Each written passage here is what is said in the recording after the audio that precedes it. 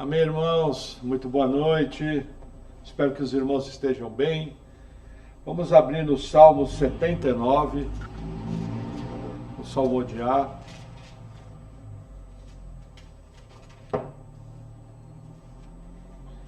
Salmo 79. Diz assim a palavra do Senhor, é um salmo de Asaf. Ó Deus, os gentios vieram à tua herança, contaminaram o teu santo templo, reduziram Jerusalém a montões de pedras. Deram os corpos mortos dos teus servos por comida às aves dos céus, e a carne dos teus santos às feras da terra. Derramaram o sangue deles como a água ao redor de Jerusalém, e não houve quem os enterrasse. Somos feitos opróbrio para nossos vizinhos, e escárnio e zombaria para os que estão à roda de nós. Até quando, Senhor? Acaso te indignarás para sempre? Arderá o teu zelo como fogo? Derrama o teu furor sobre os gentios que não te conhecem, e sobre os reinos que não invocam o teu nome, porque devoraram a Jacó e assolaram as suas moradas. Não te lembres das nossas iniquidades passadas. Venha ao nosso encontro depressa as tuas misericórdias, pois já estamos muito abatidos. Ajuda-nos, ó Deus, a nossa salvação, pela glória do teu nome, e livra-nos, e perdoa os nossos pecados por amor do teu nome. Por que diriam os gentios, onde está o teu Deus? Seja ele conhecido entre os gentios, à nossa vista, pela vingança do sangue dos teus servos, que foi derramado. Venha perante a tua face o gemido dos presos. Segundo a grandeza do teu braço, preserva aqueles que estão sentenciados à morte, e torna os nossos vizinhos no teu regaço, 7 vezes tanto a sua injúria com a qual te injuriaram, Senhor. Assim nós, teu povo e ovelhas do teu pasto, te louvaremos eternamente, de geração em geração, cantaremos os teus louvores. Até aqui. Que salmo bonito, né? Vamos abrir no texto base, livro do Apocalipse, capítulo 21. Estamos chegando no crepúsculo do livro, no final do livro. Essa nossa maratona em Apocalipse.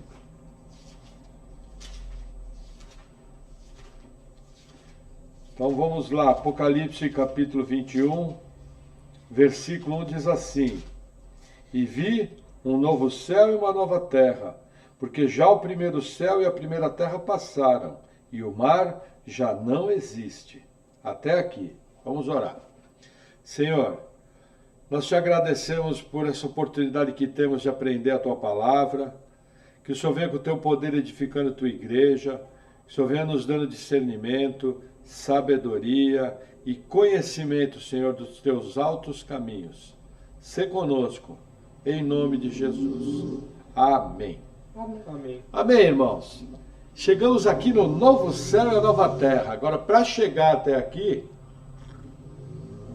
nós passamos por aquele capítulo polêmico, capítulo 20 do Apocalipse, onde Satanás é preso por 1000 anos após a batalha do Armagedon. Aí nós vemos aqueles que foram decapitados pelo anticristo, recebendo autoridade para julgar, se assentando nos tronos como prêmio. Aí no final dos 1000 anos, aliás, antes disso, nós temos o que a Bíblia chama da primeira ressurreição, que é a ressurreição dos salvos. É a ressurreição de todos aqueles que creram em Deus, que creram no Messias, os salvos da antiga aliança, os salvos da nova aliança. No momento do arrebatamento, eles vão receber um corpo glorificado, essa chamada primeira ressurreição. Bem-aventurado e santo aquele que tem parte na primeira ressurreição. Sobre eles não vai ter o dano da segunda morte. Por quê? Porque no final do milênio, Satanás vai ser solto para seduzir as nações. E aí vai haver a última rebelião da humanidade. Gog e Magog vão cercar a cidade santa, que é o arraial dos santos, e vai descer fogo do céu e os consumir. Relembrando rapidamente, quais são os 3 povos do milênio? Primeiro, os salvos glorificados de toda a história. Segundo, os judeus salvos. Romanos 11 diz que todo Israel será salvo. O livro de Zacarias nos mostra Israel sendo salvo na volta de Jesus. E o terceiro povo que a gente chama de nações, que a gente tem uma referência muito precisa no Evangelho de Mateus, capítulo 25, do 31 ao 46, que são as ovelhas do julgamento das nações. A população da Terra no início do milênio vai ser extremamente reduzida. Se a gente lembrar que só nas trombetas 1/3 da população morre, por aí a gente vê o tamanho do morticínio que vai ser na tribulação. Se a gente lembrar que na Batalha do Armagedon, todas aquelas tropas, aqueles exércitos são mortos, mais gente ainda. Aí você tem as pragas, aí você tem uma chuva de pedras de 35 quilos. Imagina o tamanho da destruição com chuvas de pedra de 35 quilos. A terra cambaleando como um bêbado, terremotos, tsunamis, toda a faixa litorânea sendo varrida por causa dos tsunamis provocados pelos terremotos. A gente sabe que mais ou menos metade da população do mundo, pode ser até que esse número que eu estou falando seja maior, mora a nível litorâneo ou numa altitude de 300 metros de altura para baixo. Então, assim, quando chegarmos no Armagedon, a população da Terra vai ser muito reduzida. Porém, vão restar nações vivas. E entre essas nações, elas vão se dividir em 2 grupos. Aqueles que receberam a marca da besta, que Jesus chama eles de malditos e lança eles no fogo eterno, que é o inferno. E aqueles que, por motivos diversos, não receberam a marca da besta. Inclusive, alguns até defendem que o fato de eles não terem recebido a marca da besta é porque foram salvos. Existe essa discussão em cima do texto. Mas assim, no milênio, a população da Terra vai ser extremamente reduzida no começo. Porém, como as condições do milênio vão ser condições ideais, o que a gente vai notar? A gente vai notar uma população crescente, homens vivendo mais, a ação demoníaca limitada, a condição da Terra perfeita. Então nós vamos ter um grande crescimento populacional no milênio. Dentro desse crescimento populacional, pessoas vão estar sendo salvas via pregação do Evangelho. Mas muitos não vão ser salvos. Apenas vão obedecer Jesus porque é obrigado, porque no milênio não vai ter democracia. No milênio vai ter uma teocracia. Jesus vai governar com o cetro de ferro e com a sua vara vai esmiuçar as nações. Então a palavra é muito firme, o governo de Cristo. Por isso que no final do milênio tem que haver a última purificação. Acabou o milênio, Satanás é lançado no lago de fogo, junto com o falso profeta e o anticristo que já estavam lá. E aí o Apocalipse muda de cena e vem com o chamado julgamento do trono branco, que é a segunda ressurreição. Nessa segunda ressurreição, todo mundo que já viveu no planeta, que não participou da primeira ressurreição, ressuscita. E recebe um corpo que não vai ser destruído. E quem não foi achado escrito o nome do livro da vida é lançado no lago de fogo, eternamente. Como eu expliquei, alguns teólogos acham, eu faço parte, eu concordo com essa linha, que no julgamento do trono branco o livro da vida é aberto, por 2 motivos. Primeiro, para mostrar que a pessoa não estava escrita lá. E segundo, para mim e para esses teólogos, é para os salvos do milênio. Que é nesse momento que eles também vão receber um corpo glorificado. Porque nós não temos maiores informações sobre quem morre salvo no milênio para onde vai. Imaginamos que como o milênio é o final de uma situação antiga e o começo de uma próxima, que aquela pessoa de alguma forma vai para algum lugar estilo paraíso. E quem morrer sem Cristo no milênio vai para o inferno, como em toda história. Só que aí a história encerra, quando Deus senta no trono do julgamento do trono branco, o céu passou, o mar passou. Por quê? Porque vai chegar aqui no 21. E vi um novo céu e uma nova terra, porque já o primeiro céu e a primeira terra passaram, e o mar já não existe. Por que que o primeiro céu e a primeira terra têm que passar? Porque nós vamos voltar à situação do Éden. No milênio, muita gente chama o milênio de que vai acontecer a palingenesia, que é como se fosse uma regeneração das coisas. Só que a gente percebe pela narrativa que Deus vai nos trazer um novo céu, uma nova terra. Isso é citado na Bíblia. Principalmente porque quando nós vamos lá em Romanos capítulo 8, quer ver? Vamos abrir esse texto. Romanos 8, versículo 19.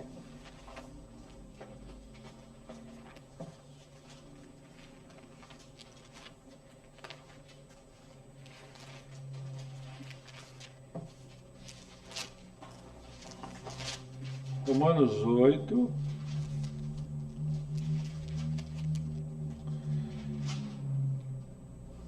versículo 19 diz assim: porque a ardente expectação da criatura espera a manifestação dos filhos de Deus, porque a criação ficou sujeita à vaidade, não por sua vontade, mas por causa do que a sujeitou, na esperança de que também a mesma criatura será libertada da servidão da corrupção, para a liberdade da glória dos filhos de Deus. Porque sabemos que toda a criação geme e está juntamente com dores de parto até agora. E não só ela, mas nós mesmos, que temos as primícias do Espírito, também gememos em nós mesmos, esperando a adoção, a saber, a redenção do nosso corpo. O que é a redenção do nosso corpo? A glorificação. Porque em esperança fomos salvos. Ora, a esperança que se vê não é esperança, porque o que alguém vê, como também o esperará? Mas, se esperamos o que não vemos, com paciência o esperamos. O que esse texto explica? Que a criação ficou sujeita à corrupção. Por quê? Por causa do que a sujeitou. O que a sujeitou? Maldita seja a terra por causa do teu pecado. Aí você pode chegar e falar, mas pastor, quando a igreja, os salvos forem glorificados, isso aqui já não vai estar valendo? Em parte, sim. Quando iniciar o milênio, nós vamos ter o povo salvo até a primeira ressurreição glorificado lá. Mas temos que lembrar o seguinte, que ainda tem pessoas a serem salvas. Ainda vai haver pecado. Primeira epístola aos Coríntios fala o seguinte, que Jesus, depois de ter colocado todos os inimigos debaixo dos pés, e aí o próprio texto fala, ó morte, onde está o teu aguilhão? Que a morte foi vencida, que é o último inimigo. Aí Jesus entrega o reino ao Pai e vai iniciar uma nova fase, onde Deus reinará para todo sempre, Jesus reinará para todo sempre, junto e o Espírito Santo reinará para todo sempre. E nós estaremos juntos com o Senhor. Na verdade, a Bíblia não fala do Espírito Santo reinando, mas como o Espírito Santo é Deus, nós entendemos que de alguma parte ele vai estar fazendo isso. Por exemplo, a Bíblia não nos mostra pessoas orando ao Espírito Santo. Mas ela também não diz que é pecado. Então nós podemos orar ao Espírito Santo. Mas por causa do nosso hábito, nós oramos normalmente a Deus Pai Todo-Poderoso. Mas também nós fazemos orações a Jesus. Então o que nós entendemos? No final do milênio, a morte foi tragada. O pecado já não existe mais. E aí realmente se consumam novo céu e nova terra. Quem mais falou disso? Vamos voltando para o Apocalipse, só que vamos abrir em primeira e segunda Pedro, não. 1 Pedro, capítulo 3. Estou na dúvida dessa referência, eu acho que eu anotei ela errado, eu acho que é 2 Pedro, viu? Mas vamos conferir. 1 Pedro 3, versículo 10, vamos ver. Não, é 2 Pedro 3, versículo 10. Quando eu olhei a referência, eu falei, está errada. 2 Pedro 3, versículo 10 diz assim: Mas o dia do Senhor virá como um ladrão de noite, no qual os céus passarão com grande estrondo, e os elementos ardendo se desfarão, e a terra e as obras que nela há se queimarão. Havendo, pois, de perecer todas essas coisas, que pessoas nos convencer em santo trato e piedade, aguardando e apressando-vos para a vinda do dia de Deus, em que os céus em fogo se desfarão e os elementos ardentes se fundirão. Mas nós, segundo a sua promessa, aguardamos novos céus e nova terra, em que habita a justiça.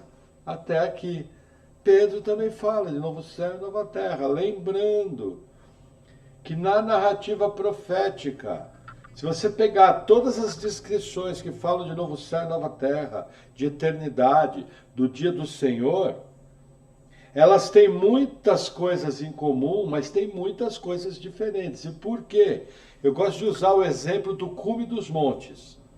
Na narrativa profética, o profeta está visualizando o cume do monte, mas ele não sabe o que passa pelo vale, só se Deus revelar.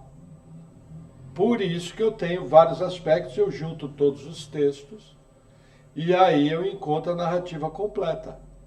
Entendeu? Mas Pedro também viu o novo céu e nova terra. Vamos voltar em Apocalipse 21.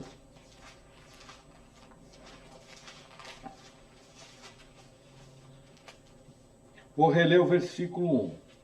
E viu um novo céu e uma nova terra, porque já o primeiro céu e a primeira terra passaram, ok. E o mar já não existe. Aqui é uma grande interrogação. Por que que o mar já não existe? Veja, o mar, ele é sustentação da vida. Todo ciclo de chuva é amarrado no mar, todo ciclo dos rios é amarrado no mar. A alimentação do planeta, boa parte dela está amarrada no mar. Por que o mar já não existe? Eu tenho que entender que existe aqui um forte caráter simbológico. No mundo antigo, o mar era o abismo. O abismo era o local onde as pessoas morriam. O mar tragava as almas. Existia uma série de lendas em relação ao mar, de monstros extremamente sérios. A Bíblia mesmo fala do Leviatã. Quando a gente pega as viagens, coisa recente, 500 anos atrás, viagens de navegação dos portugueses e espanhóis, eles temiam monstros marinhos, porque se imaginava que o mar tragava suas vítimas. Paulo, inclusive, fala que ficou 3 dias no abismo. O que era ali? O mar. Na voragem do mar. Na verdade, Paulo parece que passou por 3 ou 4 naufrágios. Ele cita 2. Então, quando a gente vê o mar já não existe, tem esse forte caráter simbológico. Porém, existe alguns que arriscam o seguinte: a vida como nós conhecemos não vai mais existir. Vai ser uma condição como era no Éden. E o próprio texto nos mostra. E no Éden a gente não vê registro assim do mar. A ênfase principal do Éden eram as árvores e eram os rios que tiveram que ser atravessados. Esse mesmo quadro a gente vai ver se repetir. Então, realmente, essa questão do mar amedrontando, do mar ameaçando, ela pesa muito. Agora, se a Bíblia fala que o mar já não existe, é que literalmente ele já não vai existir. Mas eu tenho que compreender essas verdades da época, o que o escritor quis transmitir e como quem lê o livro entendeu. Particularmente eu gosto muito da definição que fala o seguinte: a vida como nós conhecemos vai ser completamente mudada, porque aqui vai estar tudo glorificado. Não tem mais morte, não tem mais pecado. O último pecador foi lançado no lago de fogo. Não tem corrupção. Onde não há pecado, não há morte. Então nós vamos ter uma condição que a gente não consegue nem imaginar o que é. Nós não fazemos ideia o que é viver num mundo assim, porque no próprio milênio, embora as condições sejam perfeitas, ainda vai haver morte e ainda vai haver pecado. As narrativas mostram que no milênio vai haver pecado e vai haver morte. Então, assim, vai haver envelhecimento. Quem morrer aos 100 anos, morreu garoto. Então a gente percebe que, embora as condições do milênio sejam extremamente favoráveis, o novo céu e a nova terra é algo que a gente nem imagina. Amém? Amém. Então vamos andar mais um pouquinho. Vamos ler o versículo 2 e 3. E eu, João, vi a santa cidade, a nova Jerusalém, que de Deus descia do céu, preparada como uma esposa adornada para o seu marido. E ouvi uma grande voz do céu que dizia: Eis aqui o tabernáculo de Deus está com os homens, pois com eles habitará, e eles serão o seu povo, e o mesmo Deus estará com eles, e será o seu Deus. Veja, é muito importante entender essa descrição. Pela narrativa bíblica, é como se a Nova Jerusalém, esposa do Cordeiro, se misturasse com os salvos, esposa do Cordeiro. Mais ou menos assim, feitos um para o outro. A razão de existir a Nova Jerusalém é porque lá vai ser o tabernáculo de Deus, onde Deus vai habitar com os salvos. E a própria descrição de esposa do Cordeiro para os dois casos mostra uma íntima ligação. Então, por exemplo, eu gosto dessa linha teológica. Quando eu olho para a Nova Jerusalém, eu entendo o quê? É o local de morada de todos os salvos de Deus. Esse é o local. Nova Jerusalém. Por isso que ela é chamada esposa do Cordeiro. E Deus usa ela como um tabernáculo, onde o povo vai estar. Nós temos que lembrar a figura do tabernáculo. Em Israel havia a festa das cabanas, a festa dos tabernáculos, em que eles habitavam em cabanas fora de Jerusalém para lembrar a época do deserto. Não que aqui seja a festa dos tabernáculos, não é isso. Mas eu só estou explicando essa questão de tabernáculo. Tabernáculo é local de habitação. Então, a Nova Jerusalém aponta para os salvos, e os salvos vão morar na Nova Jerusalém. E os dois são assim. Amém? Vamos avançar mais um pouquinho, eu quero fazer parágrafo a parágrafo. Vamos ler o versículo 4 agora. E Deus limpará de seus olhos toda lágrima, e não haverá mais morte, nem pranto, nem clamor, nem dor, porque já as primeiras coisas são passadas. Olha que interessante. Quando você olha a narrativa desse versículo, primeira coisa que você vê é o óbvio, não vai mais ter sofrimento. Mas não vai mais ter sofrimento por quê? Porque não tem mais pecado. Se não tem mais pecado, não tem mais morte. Veja que interessante como são diferentes os períodos. No milênio tem morte, no milênio tem pecado. Às vezes, os queridos irmãos aliancistas têm dificuldade com o milênio. Mas como que Jesus vai estar governando e vai ter morte, e vai ter pecado? Veja, é o que a narrativa bíblica nos mostra. Se eu não alegorizar a interpretação, se eu não procurar uma simbologia, se eu der uma fluência para o texto, como se o texto não fosse interrompido, naturalmente eu vou enxergar o milênio como a Bíblia registra. Uma época de governo de Cristo, num ambiente perfeito, com a ação demoníaca totalmente limitada, como nunca houve, porém ainda havendo pecado, porque vão existir homens e natureza pecaminosa. Quando isso se encerra, no julgamento do trono branco é uma nova situação. E aí o que acontece? O próprio mundo se modifica profundamente.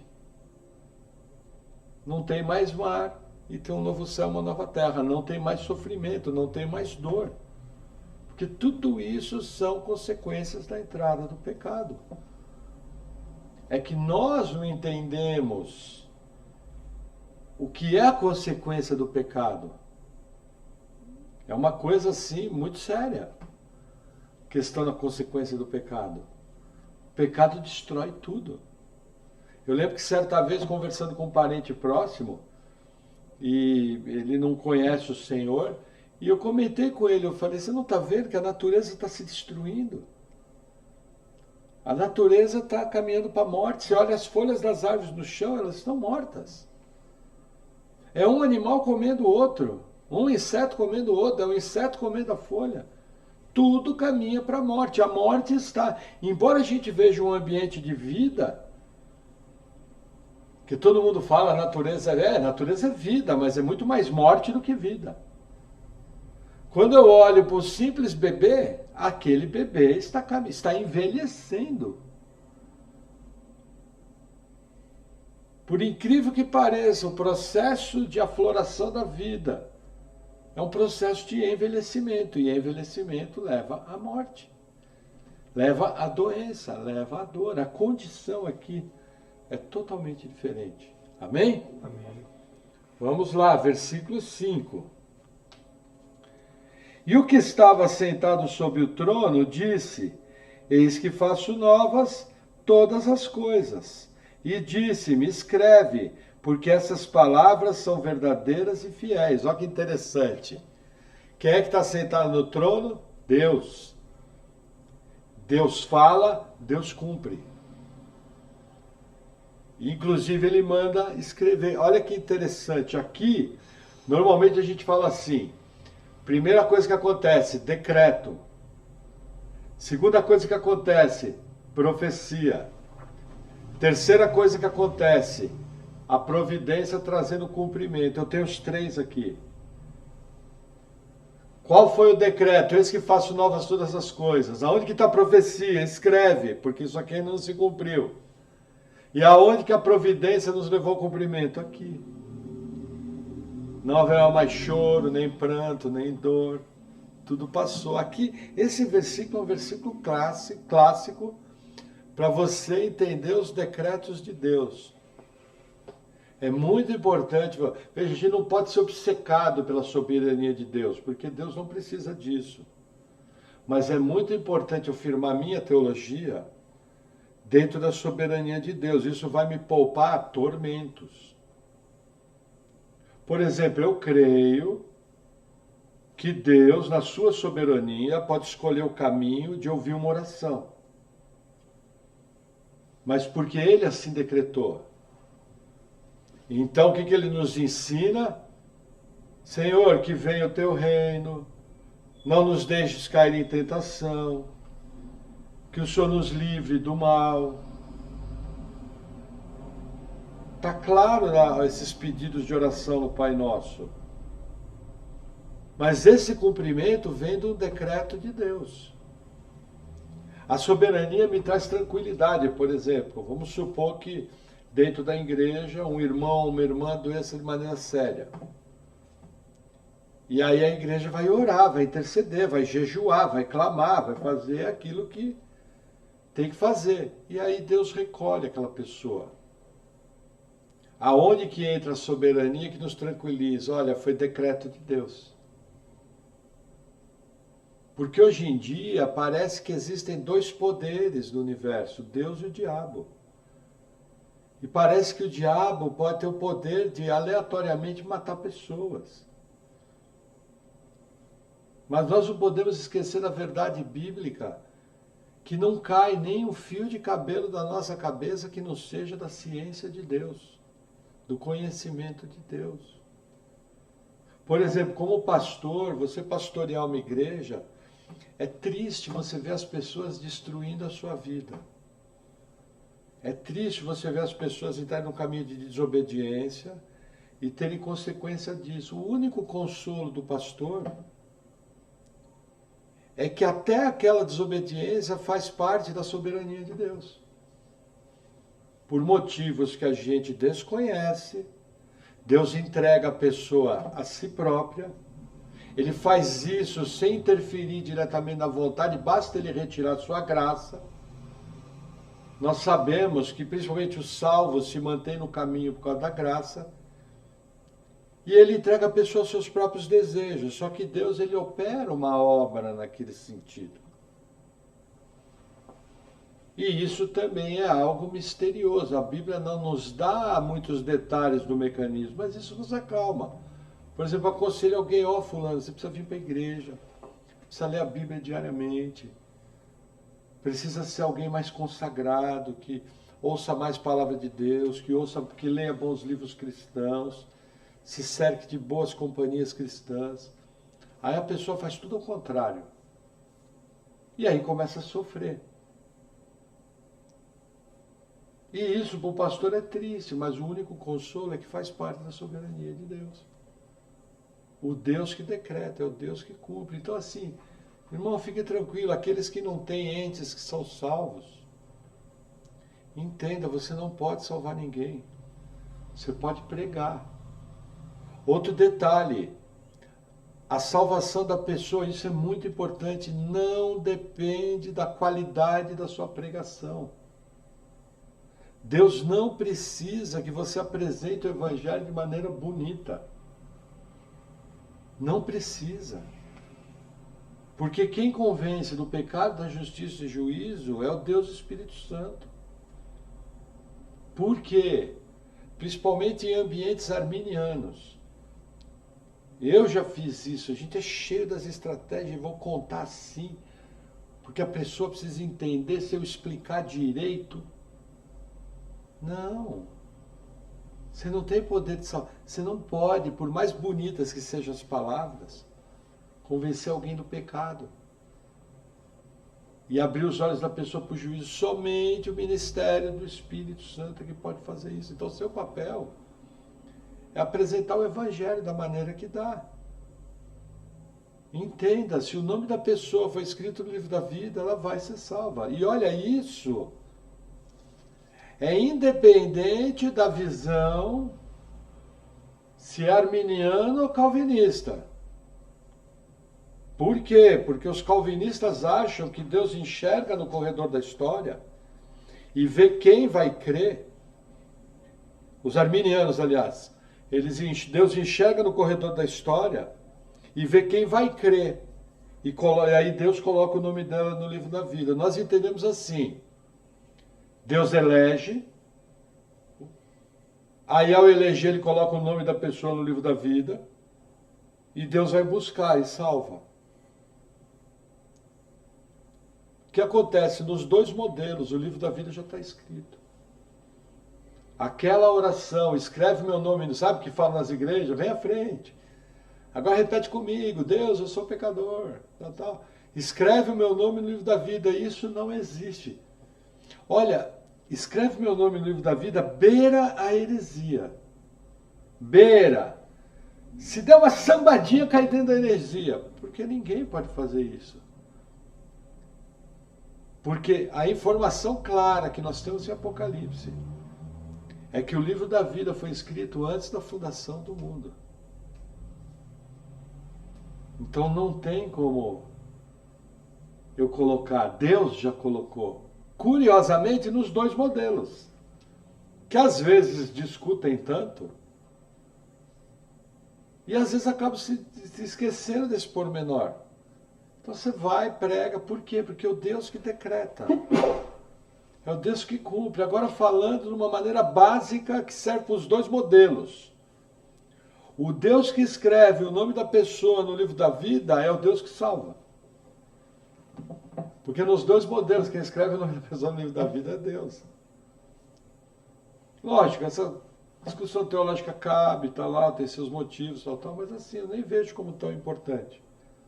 Entendeu? Porque se você perguntar para qualquer, como eu brinco, Quando a gente ajoelha para orar, a gente é calvinista. Senhor, salva aquela pessoa, que nem diz o Nicodemos. Aí você levanta e conta com a pessoa, ô fulano, você precisa ir para a igreja. Entendeu? Mais ou menos uma outra ilustração do Nicodemos é legal. Você está andando na rua, aí está escrito, vinde a mim, vós estáis cansados e oprimidos, na porta da igreja. Você entra. Quando você entrou, foi salvo. Aí você vira para trás e lê, mas vocês só puderam vir a mim porque eu que trouxe. Só pode vir a mim aquele que o Pai me der. Esse é o antinômio bíblico. Você entrou, mas aquilo foi obra do Pai. Amém? Amém.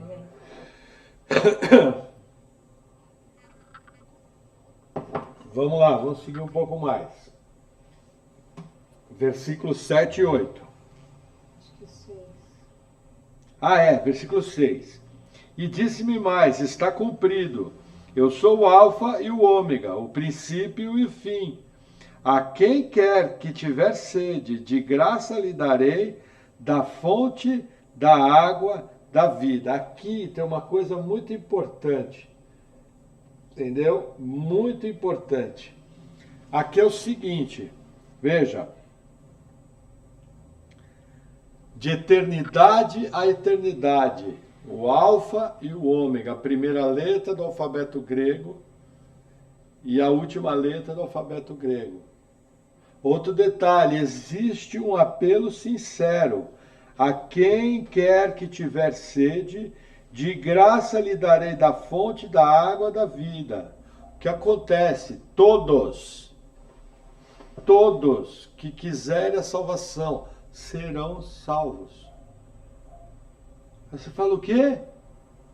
Você não é calvinista? Sim, porque eu sou calvinista. Que eu digo para você que todos os que quiserem a salvação serão salvos e de graça. Efetivamente.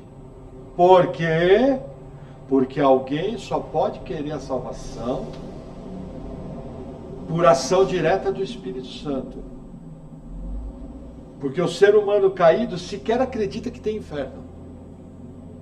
Muitos sequer acreditam que tem Deus.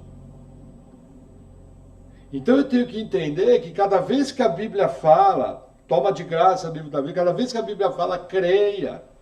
Cada vez que a Bíblia fala, se arrependa dos seus pecados, isso é um chamado geral. Mas eu tenho que entender uma outra verdade bíblica. Porque a Bíblia inteira, em vários textos, ela anuncia um Deus que salva. A Bíblia inteira mostra que existe uma condenação de alguma forma e existe uma vida eterna de alguma forma, de acordo com a coisa. Mas essa Bíblia nos mostra o seguinte, que o ser humano é rebelde. Romanos 3, não há quem busque, não há quem entenda, não há quem faça o bem. Todos pecaram e destituídos estão da glória de Deus. A condição do ser humano é de ouvir isso aqui e falar, balela, que fonte de água da vida. A pessoa ainda vai falar, não, o Deus que eu acredito salva todo mundo. Que é o ídolo que ela acredita que ela deu o nome de Deus. Então é muito importante entender isso, porque certa vez, quando eu era arminiano, eu ouvi uma crítica de um arminiano contra um calvinista falando, vocês não podem pregar aquilo que vocês ensinam. Lembra dessa crítica? Isso é uma mentira.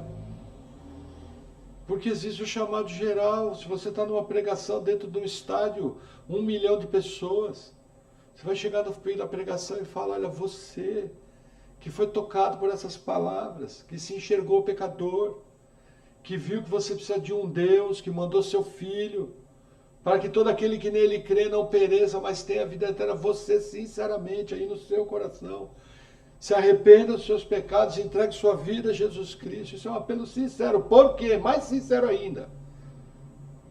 Porque eu sei que aquela pessoa só vai ser tocada por aquela frase que eu estou falando, se for fruto da ação direta do Espírito Santo sobre um eleito. Porque até os irmãos arminianos falam o seguinte, que o Espírito Santo liberta a vontade da pessoa através da pregação e da graça, e a pessoa crê. Nós entendemos assim, que o Espírito Santo vem e faz toda a obra, e a consequência do novo nascimento é ela amar a Deus, ela crê. Entendeu? Lógico que ela vai crer, lógico que ela vai querer Jesus, mas isso só é consequência de uma ação do Espírito Santo. Então eu tenho que ficar muito tranquilo. Sempre que eu falo de Jesus para alguém, a mensagem é clara.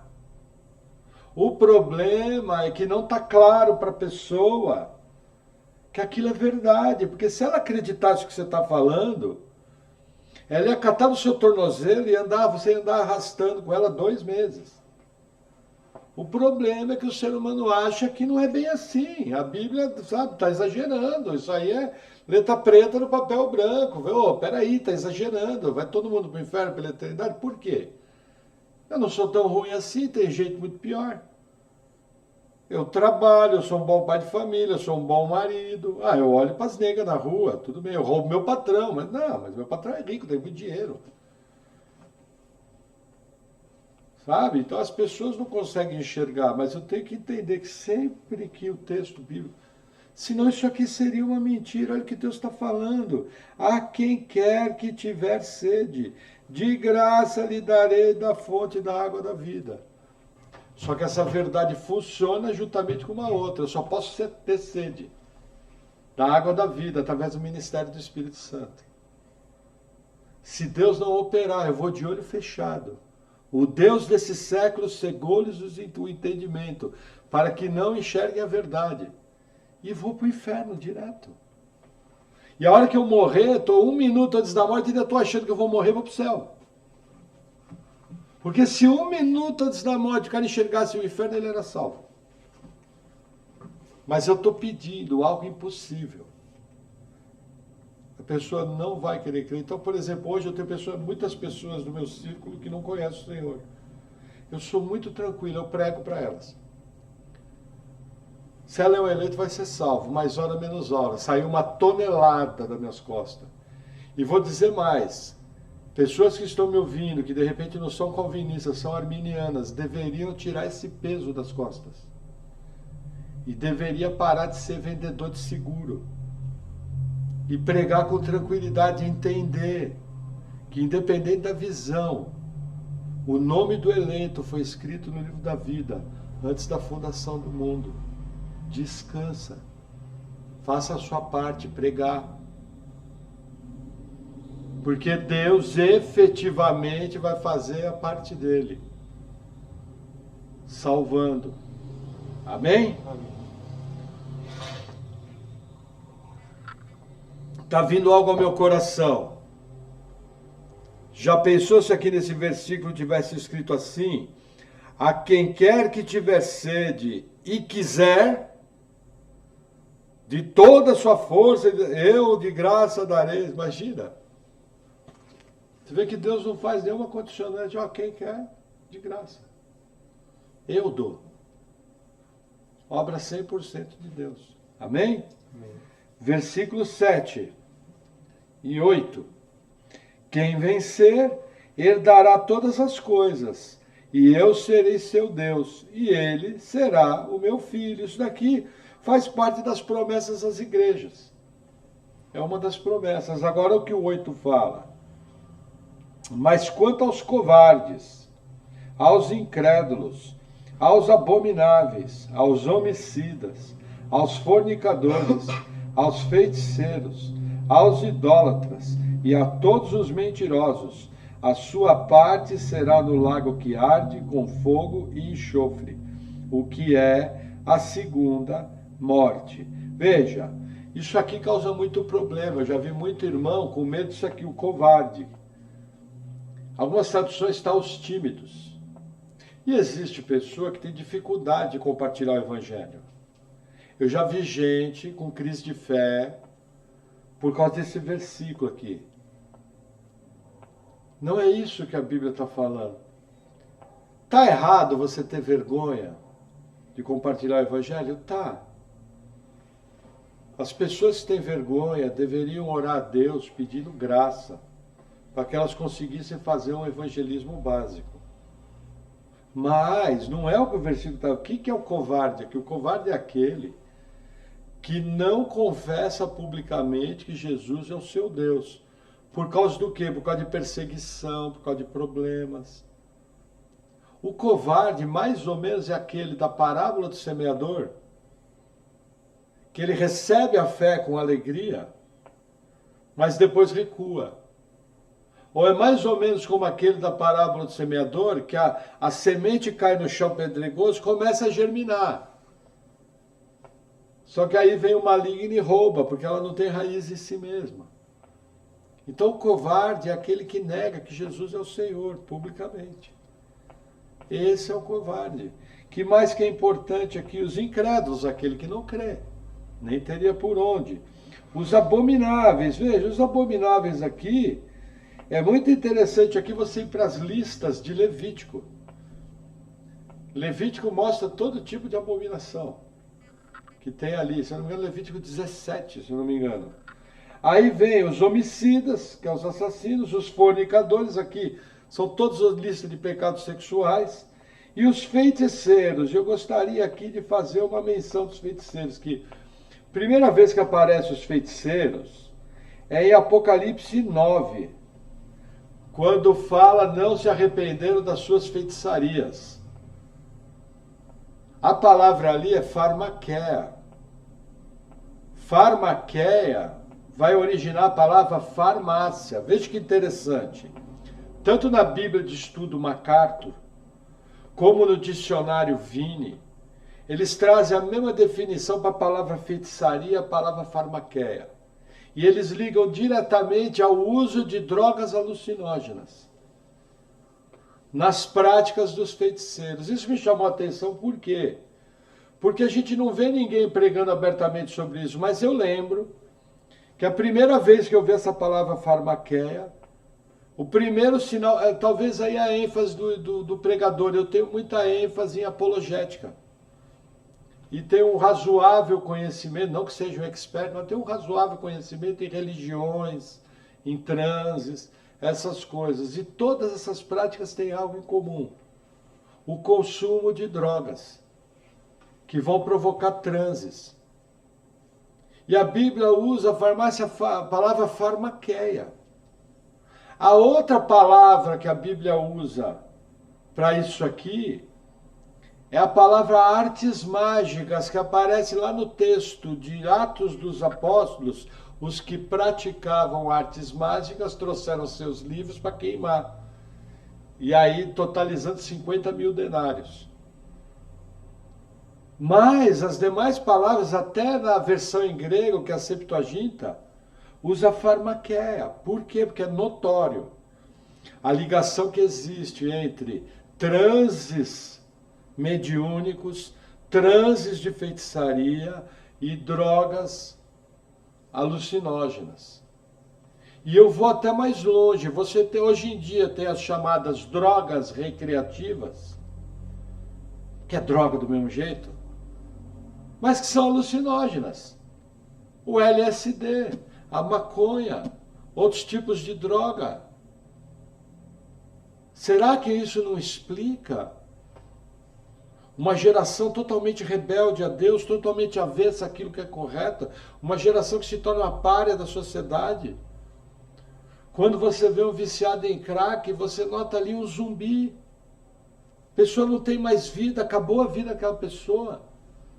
Quando você vê um alcoólatra frequente, acabou a vida daquela pessoa, a dignidade foi embora. Álcool é droga também. Então eu tenho que entender que onde há fumaça, há fogo. Se a palavra para usar feitiçaria está ligada a drogas, que é farmaqueia, por causa dos transes, isso quer dizer que toda prática que suprime a minha consciência, que tira a minha sobriedade, é duramente condenada pela palavra. Por quê?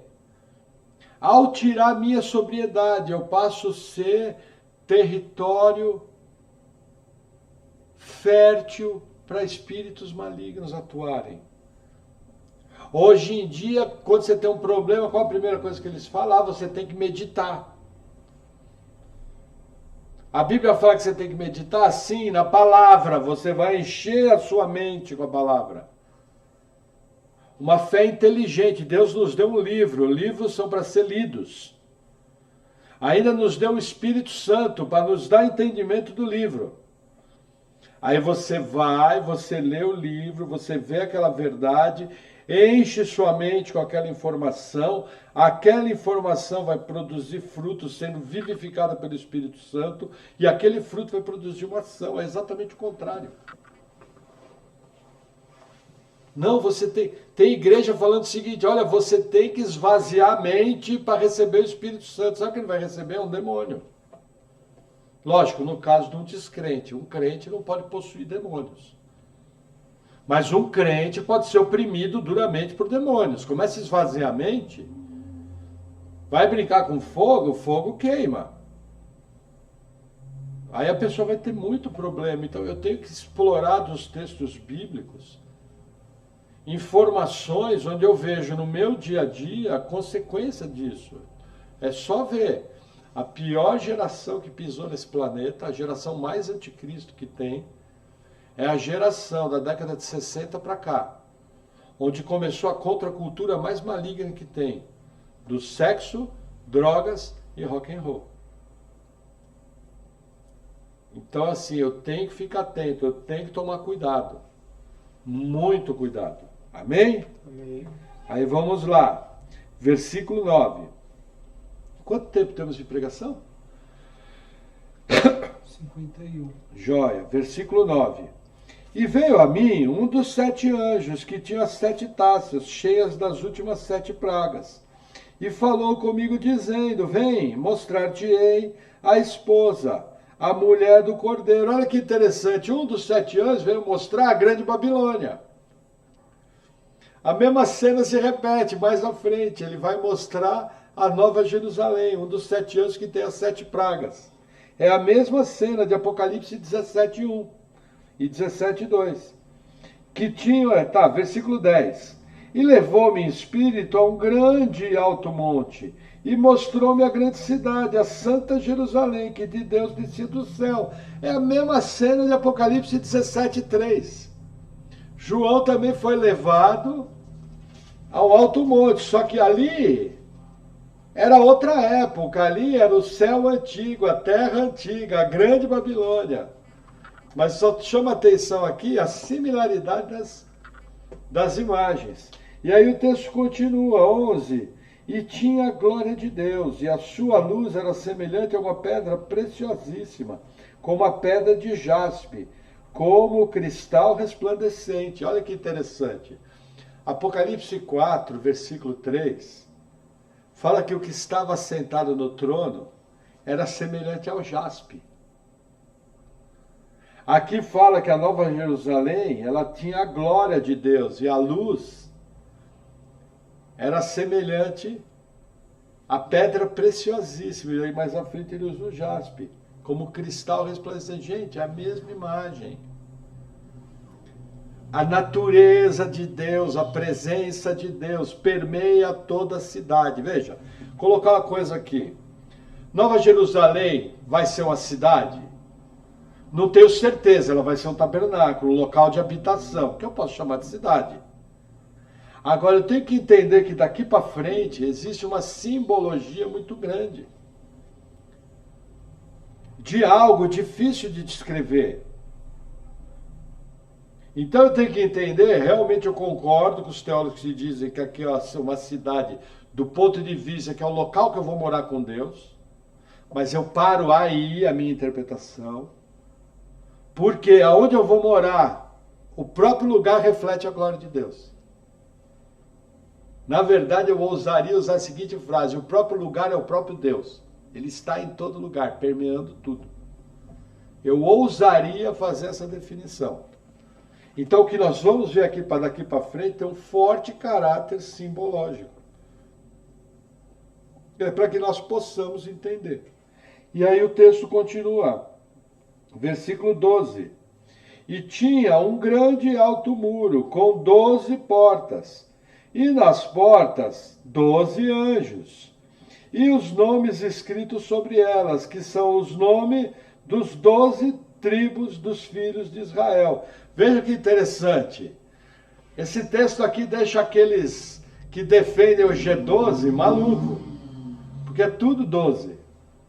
Teve uma época, hoje em dia menos no Brasil, mas que foi varrido por uma mentalidade de igreja chamada G12, que apresentava uma série de problemas eclesiológicos, interpretativos, bíblicos, uma série de problemas, não quero discutir aqui. Eu acho que não é a melhor visão. E já vivi ela de perto e vi muito problema. Então, quando eles pegavam textos como esse, era tudo 12. Menos os 38 valentes de Davi, acho que é 37 a 38. Porque eles sempre falavam, é 12, ou é 12 do 12, ou é 12 vezes 2, né? Mas olha que interessante, o texto aqui fala do 12 por quê? O próprio livro do Apocalipse me mostra, 12 é o número dos salvos. É número de completude, da salvação de Deus. Lembra que a cidade é o tabernáculo de habitação dos salvos, então olha o que ela tem. Ela tem um grande e alto muro, com 12 portas.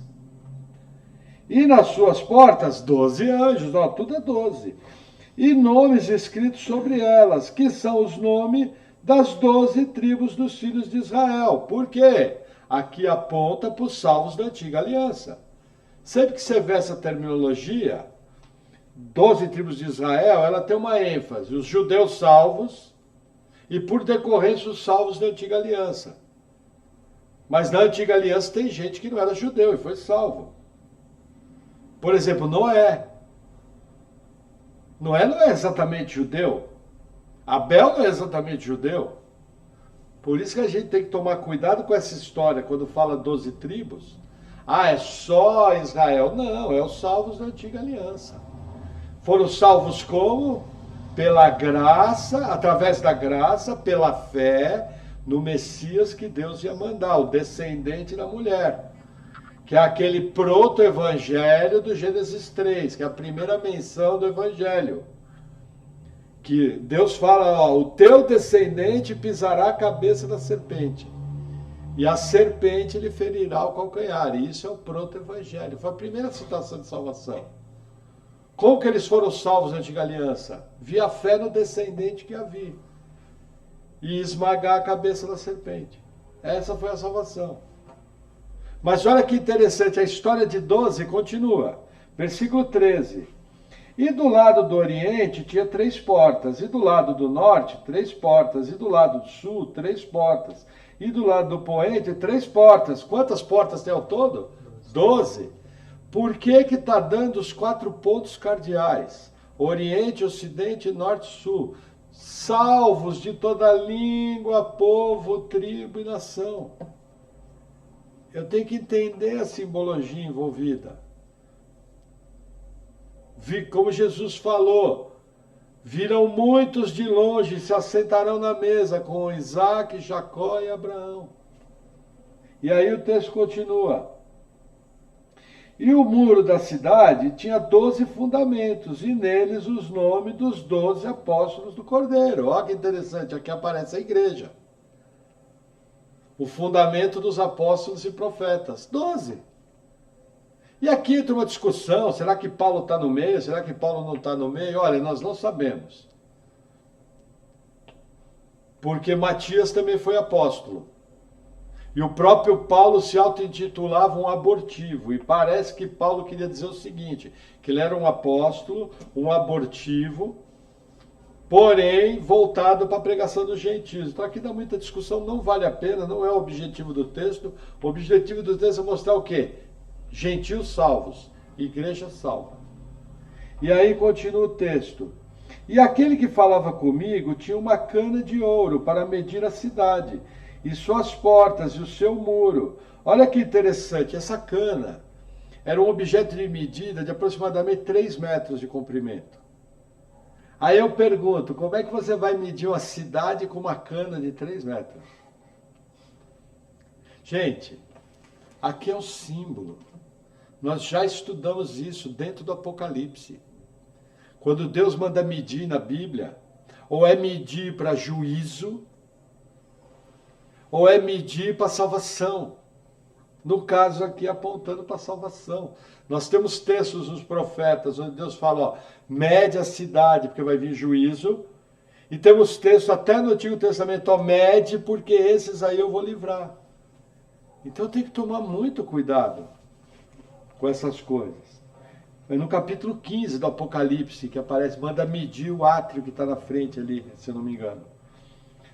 Aí diz assim, versículo 16: E a cidade estava situada em quadrado, e o seu comprimento era tanto como a sua largura, e mediu a cidade com a cana até 12.000 estádios, e o seu comprimento, largura e altura eram iguais. Primeira coisa, 12.000 estádios, se eu for traduzir para a nossa medida hoje, dá 2.200 quilômetros. Você imagina João medindo a cidade de 3 em 3 metros, com 2.200 quilômetros. Mas isso não é importante, é só para você ter a medida. Porque 12.000 aqui, o que está me falando? Os salvos. E por que a cidade é um cubo? Ela tem 12.000 de largura, 12.000 de comprimento, 12.000 de altura. É a medida do Santo dos Santos, onde Deus habita. A medida do tabernáculo é um cubo perfeito. O que é um cubo perfeito? Aponta para a perfeição de Deus. Aonde que é o Santo dos Santos do tabernáculo? É onde Deus habita. O que é a Nova Jerusalém? O próprio Deus. É a natureza da cidade. E existe uma coisa interessante, se eu desmembrar o número 12, olha que número interessante dá. 12.000 é 12 vezes 1.000. 1.000 é 10 vezes 10 vezes 10. 10 é número de completude e perfeição de Deus. Também aponta para o povo salvo de toda a história. 12.000. Agora, aqui foi uma interpretação que eu mudei. Eu achava que as dimensões dessa cidade eram real. Ao pé da letra. Só que depois, analisando vários estudos, não pode ser real. Eu entendo que isso aqui é um símbolo. Que provavelmente até vai ser muito maior. Muito maior. Por causa da grandeza de Deus, por causa da quantidade de gente que Deus salva. Mas você imagina uma cidade que tivesse 2.200 quilômetros de altura? O Everest, que é o pico mais alto do mundo, tem 9.000 metros, 9 quilômetros. Seriam aproximadamente 250 vezes a altura do Everest. Será que é isso que Deus está querendo me transmitir? Para mim, não. Deus está querendo me mostrar o seguinte, ó, essa é a medida perfeita do Santo dos Santos. E aqui a perfeição da obra de Deus é salvação. 12.000 estádios. Por que usou a medida de estádio e não côvado? Porque o côvado é pequenininho, é entre 45 e 50 centímetros. Deus aqui quer mostrar a grandeza da obra da salvação. Quando o leitor parou 2.200 quilômetros, falou, opa, isso aqui é chão. Isso aqui é quase que 6 vezes a medida de Israel. É muito grande. Entendeu? Isso aí, para vocês terem uma ideia, dá de São Paulo ao Rio Grande do Norte. Você entender? Então Deus está querendo mostrar a grandeza da sua salvação. E olha que interessante, por que eu interpreto que não é literal? Isso, um fator simples pesou na minha interpretação. Quer ver que bacana? Versículo 17. E mediu o seu muro de 144 côvados, conforme a medida de homem, que é a de um anjo. Veja que interessante. 144 côvados é 72 metros. Eu pergunto, não é esquisito uma cidade com 2.200 quilômetros com um murinho de 72 metros? Não é desproporcional? O que é 72 metros? 144 côvados. O que é 144 côvados? 12 vezes 12. Os salvos da antiga aliança e os salvos da nova aliança. Como os 144.000 do Apocalipse 7, como os 144.000 do Apocalipse 14. É número de salvação. Porque não é estranho, imagina, 74 metros. O negócio é enorme, não tem cabimento, as coisas têm que ser proporcional. O que nos mostra que é um símbolo. E aí o texto continua. E a construção do seu muro era de jaspe. Olha lá a natureza de Deus de novo aqui. O que estava sentado no trono era semelhante ao jaspe, Apocalipse 4. Apontando para Deus. A Bíblia explica a Bíblia. E aí o texto diz assim, vamos lá. E a 18 de novo, a construção do seu muro era de jaspe, e a cidade de ouro puro, semelhante a vidro puro. Eu pergunto, você conhece algum ouro que seja transparente que nem vidro? Não, o João está tentando encontrar palavras para nos mostrar algo totalmente que a gente não conhece, sobrenatural. É um ouro que é transparente como vidro. O que é ouro na Bíblia? Natureza de Deus. O ouro é natureza de Deus. Tudo no Santo dos Santos é ouro. O tabernáculo, o candelabro, é tudo ouro. Natureza de Deus. Cuidando, é lógico, da simbologia do tabernáculo. Eu sou muito cauteloso nessa simbologia. Tem gente que quer arrumar simbologia em tudo, até na pele de texugo. O pessoal exagera na interpretação. Aí vamos lá. Versículo 19. E os fundamentos do muro da cidade estavam adornados de toda pedra preciosa. O primeiro fundamento era jaspe, o segundo safira, o terceiro calcedônia, o quarto esmeralda, o quinto sardônica e o sexto sárdio, o sétimo crisólito, o oitavo berilo, o novo topázio, o 10º crisópraso, o 11º jacinto, o 12º ametista. Vou fazer uma pausa aqui. Quais são as pedras do fundamento da cidade? Quantas são? 12. Aponta para quê? Para a riqueza, a glória da salvação de Deus, da obra de Deus. Mas o texto não para aqui, ele continua, 21. E as 12 portas eram 12 pérolas, e cada uma das portas era de uma pérola. E a praça da cidade de ouro puro, como vidro transparente. Gente, pérola. Não é que, como dizia meu primeiro pastor, uma granda de uma pérola. Pérola é a joia real.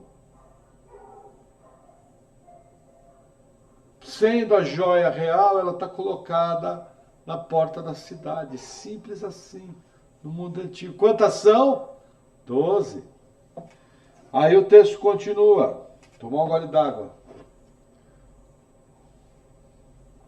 Eu preguei sexta, sábado, domingo e hoje. Aí fica mais judiada a garganta. Mas é bom, glória a Deus. Estou vivo e estou podendo pregar. Vamos lá. É uma honra para uma tranqueira que nem eu poder pregar a palavra de Deus. Versículo 22. Olha que legal. E nela não vi templo, porque o seu templo é o Senhor Deus, Todo-Poderoso, e o Cordeiro. Lembra que eu falei que a cidade é encharcada de Deus? Na verdade, olha, é difícil encontrar frase como pregador. Mas a cidade é o próprio Deus, ele está em tudo.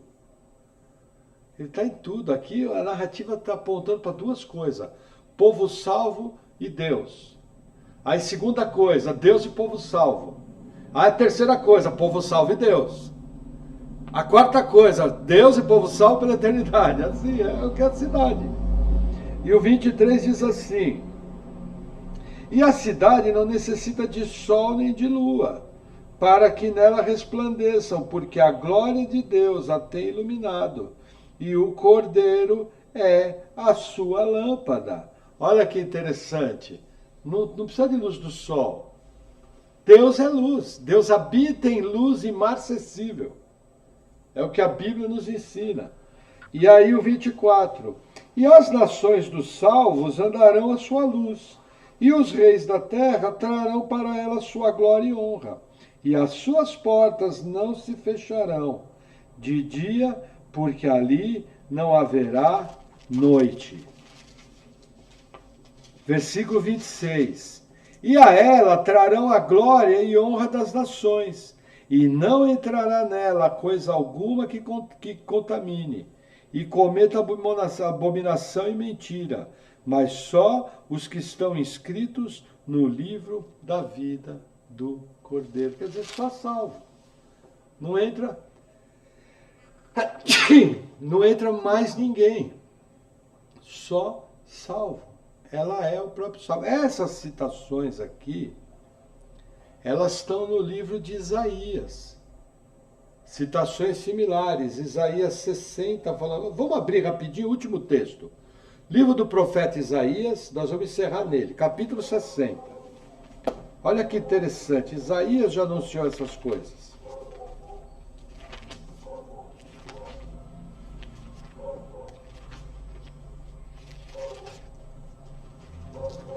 Isaías 60, primeiro versículo 3 a 5. Quando vocês abrem, quanto tempo de pregação? 1h05. 1h10. Então vamos encerrar nesse texto. Isaías 60, 3 ao 5. Olha que interessante. Vou ler o 1. Levanta-te, resplandece, porque vem a tua luz, e a glória do Senhor vai nascer sobre ti. Versículo 3. E os gentios caminharão à tua luz, e os reis ao resplendor que te nasceu. Levanta em redor os teus olhos e vê, todos esses já se ajuntaram e vêm a ti. Teus filhos virão de longe, as tuas filhas serão criadas ao teu lado. Então o verás e serás iluminado, e o teu coração estremecerá e se alargará, porque a abundância do mar se tornará a ti, e as riquezas dos gentios virão a ti. Versículo 11. E as tuas portas estarão abertas de contínuo, nem de dia nem de noite se fecharão, para que tragam a ti as riquezas dos gentios, e conduzidos com elas os seus reis. Versículo 19 e 20. Nunca mais te servirá o sol para a luz do dia, nem como seu resplendor a lua te iluminará, mas o Senhor será a tua luz perpétua, e o teu Deus a tua glória. Nunca mais te porá o teu sol, nem a tua lua minguará, porque o Senhor será a tua luz perpétua, e os dias do teu luto findarão. Isaías teve um vislumbre da Nova Jerusalém. E ele enxergou parte do que Deus ia fazer, que é a descrição que está lá no Apocalipse capítulo 21. Deus é a própria luz, não tem mais noite, não tem mais trevas, não tem mais mar. O que tem? Tem Deus e o seu povo salvo. Tem Deus e o seu povo adorando para todo sempre. Não, agora, uma coisa importante, não imagine o céu como aquele lugar nebuloso, com um monte de anjinho voando com a arpinha na mão. Não é nada disso. O que eu vou falar é uma opinião pessoal minha. Num universo tão grande, num Deus que trabalha até hoje, como Jesus fala, eu imagino que nós vamos ter muita coisa legal para fazer na eternidade. Porque esse muita coisa legal, ele conhecendo a natureza de Deus, a grandeza, quando você olha os átomos, as moléculas, os animais, como funciona, você vê uma formiga carregando 100 vezes o seu peso. A formiga ela é capaz de cair 200 vezes a sua altura e não acontece nada, sai correndo. São coisas maravilhosas que a gente vê. E isso mostra, a criação mostra a grandeza de Deus.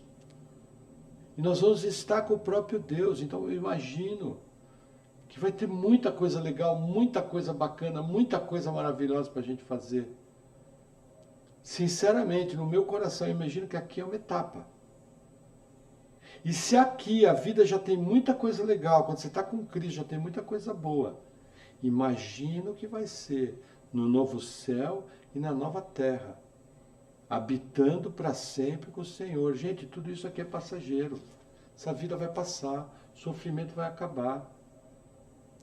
As dores do pecado vão cessar e nós vamos estar eternamente com Deus. É coisa maravilhosa. É coisa que a gente não consegue compreender, nós não temos altura. Mais ou menos é para ter o vislumbre, como eu comentei ontem na nossa live. Paulo falava que ansiava estar com Deus, ansiava morrer. Porque Que estar com Cristo era muito melhor, mas ele entendia que ele ainda tinha uma obra a fazer aqui. Eu creio até que Deus não nos revela meio como é que é, senão a gente ia querer fazer muita besteira. A gente não tem maturidade para saber o que vai ser a eternidade com Cristo. Então o que nós temos são vislumbres, são símbolos, são flechas. Mas posso garantir para você, olha, a palavra muito bom não consegue exprimir o que é. Porque é tanta glória, é tanto poder, é tanta magnitude que não dá nem para imaginar. E essas palavras têm que servir de consolo. Essas verdades têm que servir de alimento. Essas verdades têm que servir de fortaleza. Vale a pena, a gente tem problema, a gente tem luta, a gente tem dificuldade, mas é essa verdade que nos mantém vivos, nos mantém bem, nos mantém no caminho. Trocando em miúdos, eu estou querendo dizer o seguinte, vão haver momentos na sua vida, momentos difíceis tal, que você só vai se segurar em cima dessas promessas, vai ser a única coisa palpável que você vai ter. Porque nós somos muito pequenos, nós somos muito frágeis em relação à grandeza de Deus. Na verdade, nós somos o pó da terra. Amém? Amém. Vamos orar? Amém. Senhor, obrigado por tua maravilhosa palavra. A minha oração é que essas verdades que nós aprendemos hoje tragam alegria ao nosso coração, sejam luz para o nosso caminho, fortaleza para os dias difíceis. Senhor, perdoa-nos as nossas fraquezas, perdoa-nos as nossas dúvidas, que a tua graça seja conosco. Obrigado, Pai, pela vida eterna, pela salvação, obrigado pelo teu amor. Em nome de Jesus. Amém. Amém. Amém, irmãos.